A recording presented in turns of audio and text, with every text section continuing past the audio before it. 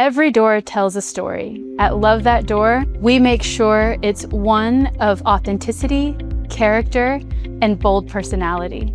From start to finish, we hold ourselves to the highest standards, and we take that very seriously. Our guys go in and they're gonna use a blue painter's tape to apply a plastic tent throughout your home. When they are going in, we are looking for the best places to place that tape to make sure that nothing peels off, because some homes might be 20 years old and the paint is just a different substance that adheres to tape. So we're gonna try really hard not to affect any of your existing paint. If you have custom trim or paneling, we want to make sure that we are taking the utmost care of those things, because they aren't so easy to repair and replace in today's market. The craftsmen that existed 30 years ago when they were building your pre-existing home don't always have the extra materials just lying around. So we will do our best to preserve and protect your home. And if we do happen to have a little hiccup, which sometimes in the world of construction, it just happens and there's nothing that can be done about it, or we can't avoid it, in those moments that we can't avoid some damage, we are going to send our best craftsmen out. If you're a residential builder in North Texas working on residential projects, we have some great resources for you,